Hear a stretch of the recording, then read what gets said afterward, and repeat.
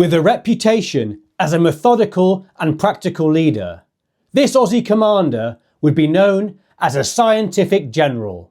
Despite facing prejudice and suspicion during his rise, this digger-in-chief would go on to revolutionise combat on the Western Front, and in 1918 would play a key role in contributing to Allied victory.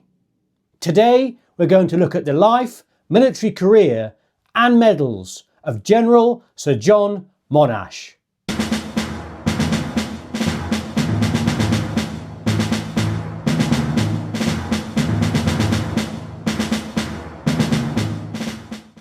Commanding the Australian Corps during World War I, Monash's meticulous, almost obsessive planning, combined with a ruthless edge, enabled him to unlock the stalemate of trench warfare and outmaneuver and ultimately break the German army through a series of decisive, well-coordinated battles, helping bring about the end to the war.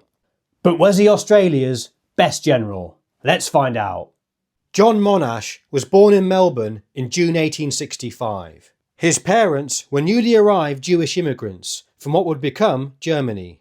Monash's mother would teach him to speak German from an early age, and the family would use that as the main language in the house. A Renaissance man, he understood French, would play the piano, and also had a fascination for both art and German culture, which, as we shall see, would cause some problems in the future. He would go on to study art and engineering at Melbourne University, where he was also involved in debating and student politics. Outside of university, he dabbled in acting and playing piano in stage productions. Speaking of budding thespians, I've got a video coming up in the near future on Charles Townshend of Coote, or Chitral Charlie as he was otherwise known. Returning to Monash, in 1884 he joined the University Militia Company of the 4th Battalion Victoria Rifles. The militia was the Australian equivalent of the Territorial Army in Britain. Monash would go on to receive a host of academic qualifications, including a Masters of Engineering in 1893. After finishing studies in 1895, he decided on a career as an engineer. Over the years, he would form or work for a series of companies that focused on building bridges, railways and other infrastructure, mainly around Melbourne. Some projects associated with him I've seen are Prince's Bridge in Melbourne, the Dome of the State Library and the Outer Circle Railway. Monash would also marry and have one daughter during this time. Throughout his civilian career, he would remain in the reserves, liking the status it brought as an officer, and for the next decade or so would steadily rise up in the ranks in the garrison artillery, being promoted to major in the North Melbourne Battery. Being an artilleryman, he would not serve in the Boer War. In 1908, he would transfer to the Intelligence Corps and was promoted to Lieutenant Colonel. Using his skills for topography, he would work on improving mapping resources for the Corps. Around this time, Monash would write 100 hints for company commanders, and I'll sprinkle some quotes throughout the video so you get an understanding of his mindset. Here's a few of his hints. Let's see if you agree with these.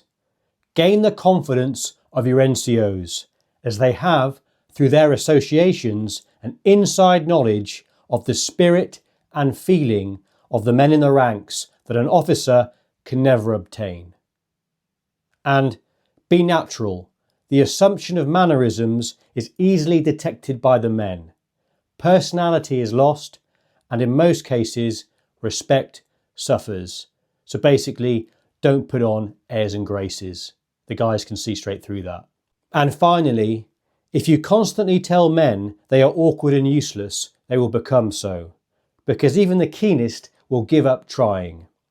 On the other hand, indiscriminate or constant praise tends to make men disregard many details which are essential in order to maintain a standard. So, i.e., don't praise people too much, but also don't have a go at them too much either. Although not yet a brigadier, in 1914, before the outbreak of the war, he would take command of the 13th Infantry Brigade. At the outbreak of World War I, Monash was initially given the task for a month or so as chief censor, but it wasn't to his liking and he applied for a field command. Monash was then given the 4th Infantry Brigade, part of the Australian Imperial Forces. After a period training in Australia, they would be sent to Egypt, Gallipoli and eventually France. Even at this early stage, Monash would gain a reputation for being a transparent and organised leader. Monash made a point of briefing his troops carefully before operations. He believed discipline improved when soldiers were informed and confident, not confused. Every tactical exercise, no matter how simple, should be preceded by an explanation of the principles to be illustrated, and should be followed by a discussion on the ground of the merits and faults note. The more a soldier knows about what's going on, the better he will fight. Essentially, he believed that his men shouldn't be treated like mushrooms, kept in the dark and fed on poop. Arriving in Egypt in January 1915, the brigade settled in at Heliopolis and carried out further training, where it was assigned to the New Zealand and Australian Division under Major General Alexander Godley. Likely drawing on his 2 decades of civilian work experience, Monash would avoid employing prima donnas on his staff, instead preferring those who could work effectively within a clear system where everyone understood exactly what their role was and when and where it needed to be carried out. He maintained strict standards and gave little leeway to those who failed to meet them. He would be ruthlessly efficient in getting rid of any dead wood. No doubt any application from budding drama queens or divas would be turned away at his staff HQ doors. Sorry guys. And here's another quote from 100 Hints. An officer who condones or overlooks a fault one day and punishes for the same or a lesser offence on another day is invariably hated by his men, who become unable to gauge his standards or shape their conduct accordingly. So basically, treat everybody consistently. Part of the Anzac Corps, the 4th Infantry Brigade landed at Gallipoli on the 26th of April 1915. They were not part of the first wave, but arrived a day later as reinforcements. The situation they entered was chaotic. Confused terrain, heavy Turkish resistance, and disorganised positions. Monash's brigade was rushed into action to help stabilise the line around Anzac Cove. During the campaign, Monash emphasised planning over reckless assault, and his brigade overall maintained better organisation than many other units in the chaotic early phase. The brigade initially defended the line between Pope's Hill and Courtney's Post, and the valley behind the line became known as Monash Valley. In July 1915, Monash was promoted to Brigadier General. In mid-August, casualties and sickness had reduced his brigade to just 1,400 men out of 3,350 who had started at the beginning of the campaign. After conducting an attack on Hill 60, the brigade was withdrawn from the peninsula for rest. Whilst the brigade recuperated in the Aegean, Monash took leave in Egypt, where he learnt that he'd been awarded a Companion of the Order of the Bath. In November, the 4th Infantry Brigade returned to Gallipoli, occupying a quiet sector. Monash used his engineering knowledge to improve his brigade's position to withstand the winter, and he worked to improve the conditions that his troops would have to endure. But in mid-December, the order to evacuate the peninsula came. In letters home, he would get into trouble for over-exaggerating and providing too much detail about his role in the evacuation at Gallipoli. He would state to his wife that he was one of the last off the beach, when in fact he left about 5 hours before the remainder, the last people, evacuated the beach. You could be argued that's more over-embellishment than really providing any sort of serious conduct breach, but there you go. Overall, his brigade's performance in Gallipoli had been pretty solid and satisfactory. But most importantly, Gallipoli had taught Monash many lessons, many of them of what not to do in the future. His brigade would return to Egypt, spending some months reorganising, receiving replenishments and guarding the Suez Canal. Around this time, some false rumours also popped up, saying Monash had been executed as a German spy. This would add to whispers already circulated by opponents earlier in the war that it wasn't appropriate for a man of Monash's background to be placed in such high command. Monash would unfairly have to bat off these rumours about his loyalties through much of the war. In June 1916, the brigade was transferred to the Western Front. During this time, Monash would receive news that his wife was suffering from cancer. In July 1916, he would be promoted to Major General and took command of the AIF's newly raised 3rd Division in England. After training on Salisbury Plain in Wiltshire, the division was deployed to France in November 1916 as part of the Second Army. It would see much fighting in Flanders during 1917. The division fought successfully at Messines and Broodstein with some successes, but incurred heavy casualties. Monash would learn to use the combined arms approach to warfare. Being a brainiac engineer, he would also have an obsession with details and plan battles with a methodical, scientific approach. One example was laundry inefficiencies, with items being individually washed, clogging up the system.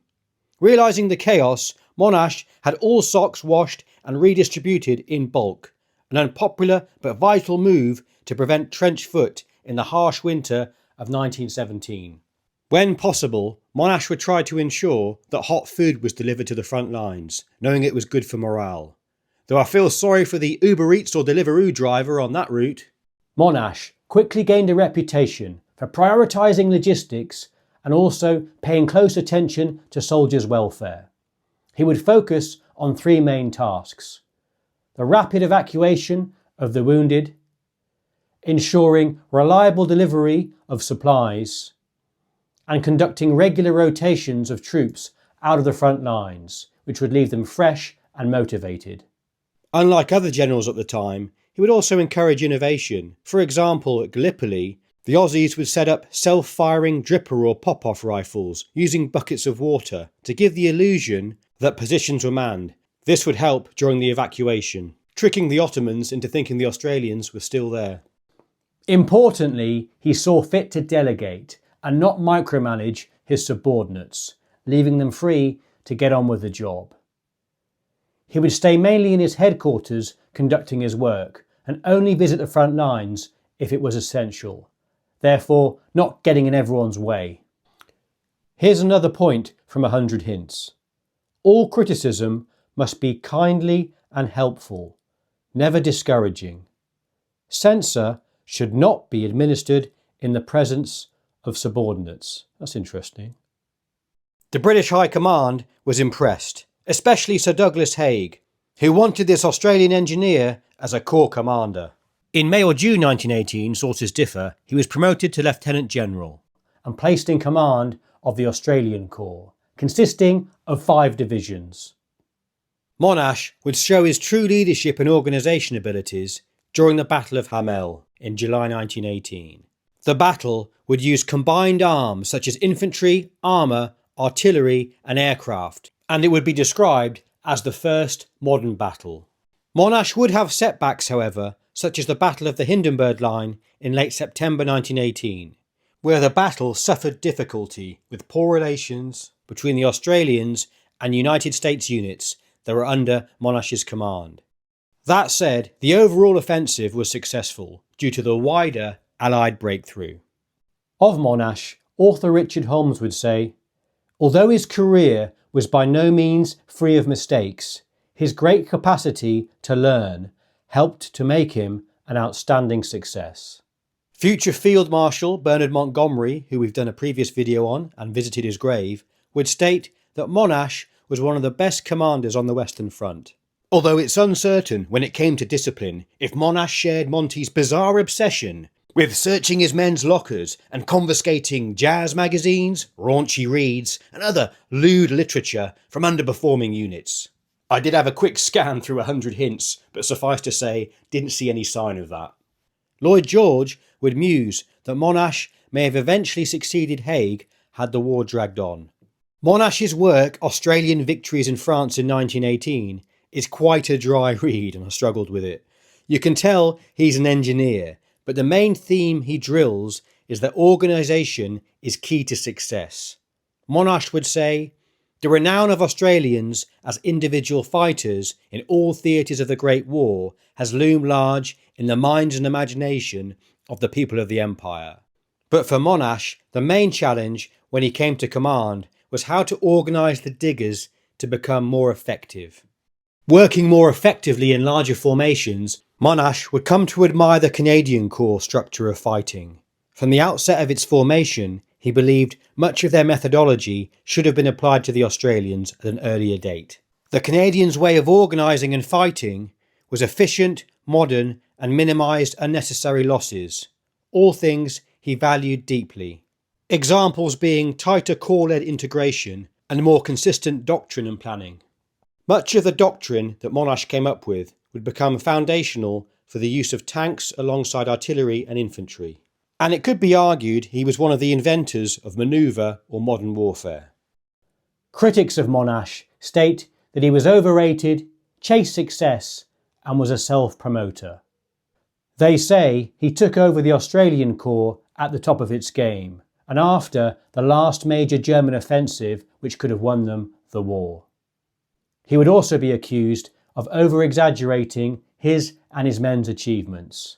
Furthermore, saying his credit for breaking trench warfare is overstated, and it was more a combination of factors rather than one man's contribution, i.e. by 1918, Allied material superiority, America's entry into the war, and a broader adoption of combined arms tactics by other generals. Instead of inventing, Monash refined and executed these new methods.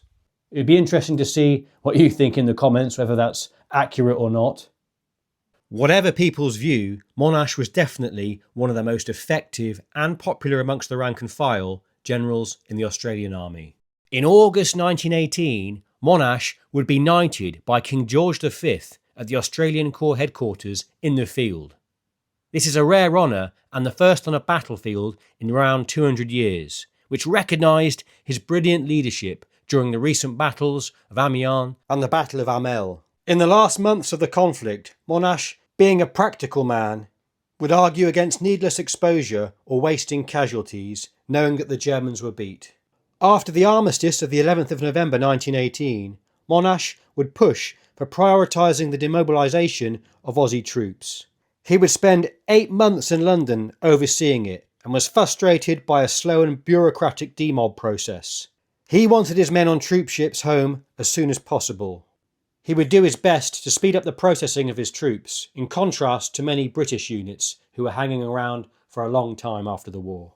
In order to help them adjust to civilian life back home in Australia, whilst they were hanging around waiting, Monash would support education and training for the troops. Shortly after he arrived home in Australia, Monash's wife would die of cancer.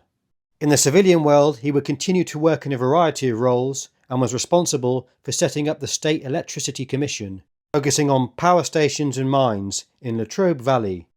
Monash would be a key organiser of the annual Anzac Day observance.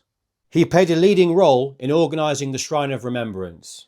For the remainder of his life after the war, he would be an advocate of military veterans.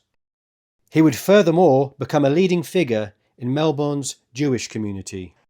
His medals and decorations are Knight Commander of the Order of St Michael and St George, Knight Commander of the Order of the Bath, 1914-15 Star, British War Medal, Victory Medal, Volunteer Officer's Decoration, the colonial version, for his long service in the reserves. Foreign awards are Grand Officer, Belgian Order of the Crown, Grand Officer of the Legion of Honour, French Croix de Guerre with 2 palms, and the Belgium equivalent. And finally, I guess for leading US units, a Distinguished Service Medal from the United States. I've also read he received the mention in dispatches 6 times. Not a heroic figure in the old-fashioned sense, Monash would favour a managerial style of command, likely due to his civilian background. He also placed greater value on logistics and systemic organisation than on individual flair. He would treat his manpower like a valuable human resource. In essence, he was more Chief Operating Officer or Project Manager than an old, swashbuckling, blood and guts military commander. But a commander who the men knew had their best interests at heart and wouldn't needlessly waste their lives at the expense of his own ego. At some point I will have a look at other Australian generals such as Harry Chauvel and Morshead and try and compare and contrast. If you like what I do and want to support the channel, check out my book Class of Courage. Not only will you learn about a medal and a fascinating part of British Empire history, but buying the book also helps me continue to make videos like this. The Amazon link is in the channel description. In 1929, Monash was promoted to general, an honorific rank 7 years after he retired from the army. Since then, there's been calls for further posthumous promotion to Field Marshal. Monash would die in 1931. He was given a state funeral, which was Australia's largest funeral to that time, with around 300,000 mourners attending. Monash is still thought of as one of the greatest Australians to date. Historian A.J.P. Taylor would say, Monash was the only general of creative originality produced by the First World War. In my opinion, I think these last 2 points in 100 Hints for Company Commanders sums up Monash, both as a commander but also in his priorities. It is the men in the ranks who win the battle, the officers being the leaders who take them in the right way at the right time, to the right place to overcome the enemy. Therefore, an officer's constant thought must be the preservation of the soldier's fighting spirit and physical condition. And his second point, solicitude for the comfort and well-being of his men must be the first concern of every officer. He must ensure himself that everything possible in the situation has been done to secure for them rest, protection against surprise, food and sanitary conditions before looking to himself. Thanks for watching. I hope you found some value from this, and I'll see you in the next one.